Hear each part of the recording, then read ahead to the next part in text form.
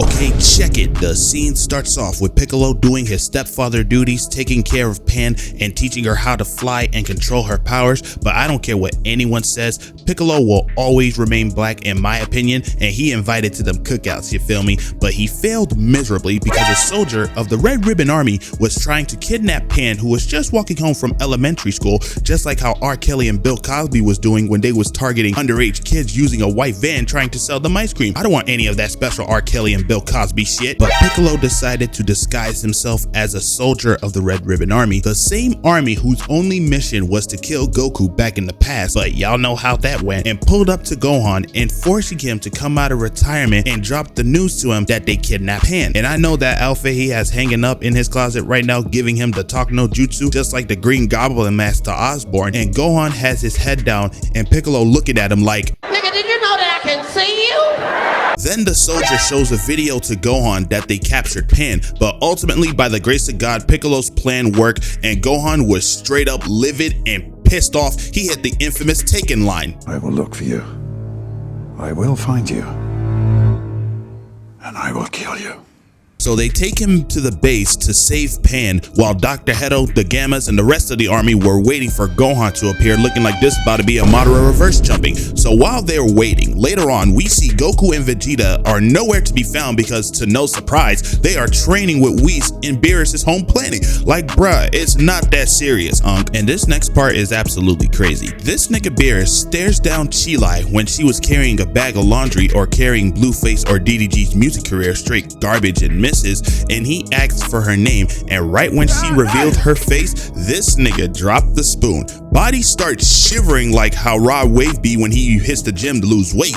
His jaw dropped like he saw a certified MILF baddie like Elastigirl from The Incredibles. Yeah, that brother's starving. And I know Broly's sitting down crisscross applesauce about to channel his inner Chris Breezy because he won't let someone take his women. But anyways, they arrive at the base and Gohan, with no hesitation or regard for human life, just boomed the ship and landed right in front of the army and started mean-mugging everybody. And I'm gonna be transparent with y'all, these glasses are not working, my guy. They are not gonna take you seriously, gang. So Gohan wasted no time and just charged to get Pan, while Dr. Hedo hitting that one hand grab like he playing in the NFL. But Gamma 2 spawned in and kicked his ass right back to where he started at. And Gohan been having anger issues since he was 8, bro. Somebody give my nigga therapy immediately. So he started talking heavy and removes the cape. So Hedo sends Gamma 1 to run the runs with Gohan, and he walking up on him menacingly, but Gohan was locked in. So Gamma 1 started walking, then start full sprinting like he in a track race and acting to become the next Flash. And hold up, y'all, I gotta put this in slow motion for y'all to see this because we're gonna analyze what's happening. Gohan blocks the left from Gamma 1. He gets his kick block and he spin kick him and laying him out. Dave Blunt was like, oh God, a bed to lay down on. But Gamma 1 rises back up like he the Undertaker, headbutts Gohan, and has some test of strength on some WWE SmackDown vs. Raw 2008 type shit. What y'all new generation know about this game? Meanwhile, Dr. Hedo watching the fight unfold, glazing like he brought his own creation to life, like he Dr. Frankenstein. Gohan gets tripped, gets slammed into the ground as Gamma 1 charged up his fire kick. Like, bro, who he feeling like? Liu Kang, nigga? And this nigga Gohan is getting his ass whipped just like Mark Grayson from Invincible. But Gohan took the kick head on, and the impact caused the fighting stage blow up to pieces just like Blackboy Mac when he released horrible music. So Gohan managed to escape out the rubble, and Gamma was looking at him like, "Smell like bitchy here."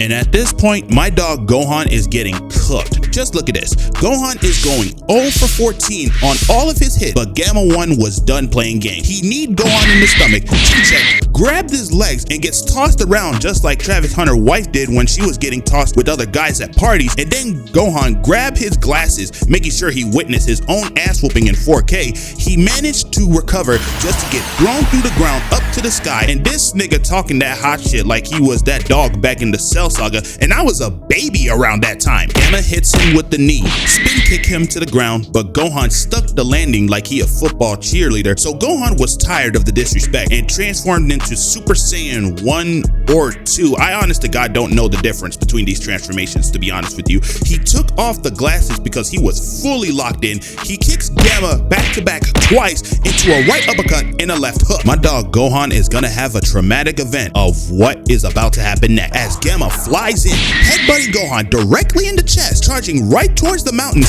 and Gohan getting pressed throughout the mountain, Gamma giving him the Broly treatment, and Gohan looking at Gamma like, "Stop touching niggas with your hand!" But he blasts Gamma away, charged up a Kamehameha, and Gamma wheezed out of it thinking he Michael Jackson. So Gamma responded by shooting a beam at him, but Gohan spiked the beam down like a volleyball game and causing damage to the base. The Avengers can relate, and Gamma 1 is a good guy. He thinks Gohan is the villain in this situation, so he's distracted by the damage he caused. Gohan knees him, hits a spin kick, and knocking him back down to the ground. But Gamma decided to pull a Uno reverse, grabbing Gohan's right, throwing him, blocked the kick, pushed him away, and hits the Rey Mysterio, wrapping his legs around him and slams him to the ground. Then he dodged Gohan's kick into a backbreaker and chopped his neck, stomach kick, and palmed his face like a basketball. Like they say, like father, like son. Then he gave a clothesline, spinning him around like a merry-go-round and throws him into the rubble. So Piccolo and Pan came up with a plan to make Gohan lock the fuck in.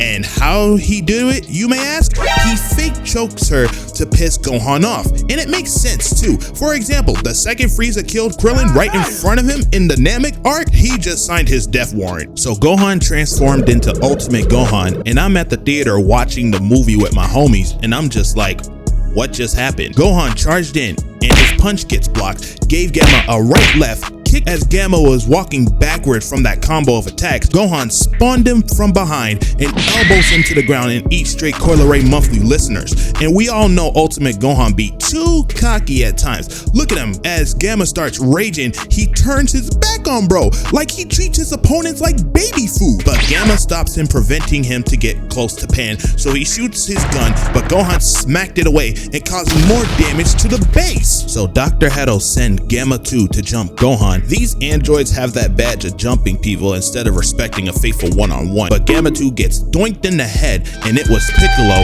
and he shows off his new transformation. And in all honesty, this nigga Piccolo trying to be light-skinned just like LaMelo Ball.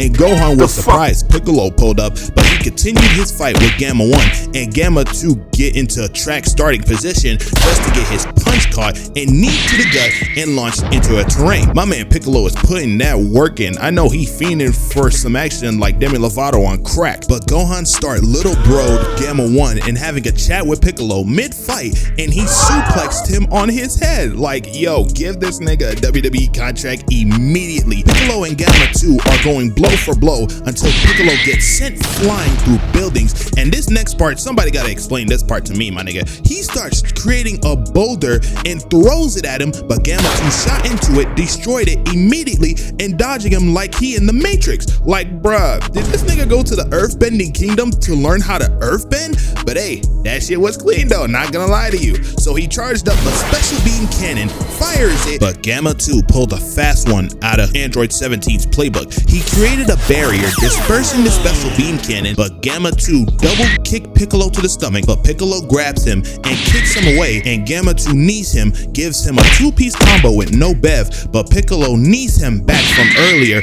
and start flying down. But Gamma 2 was like, fuck that. He hits him with the right, left uppercut and grabs Piccolo's leg to start doing the Cesaro swing, then toss Piccolo into the sky and volleyball spikes him back down. And it looks like it's GG's for Piccolo. But Shenron gave my dog Piccolo some more power, and a giant explosion happens, and there he is, Orange Piccolo, ready to squabble up no Kendrick Lamar. And Gamma 2 start throwing punches, and Piccolo looks at him like, Is this nigga serious?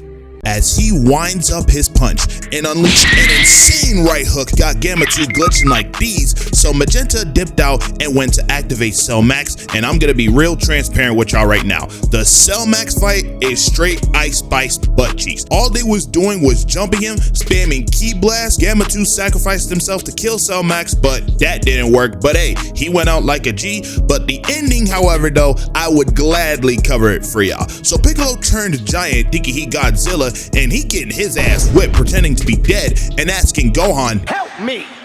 Help me! Nigga!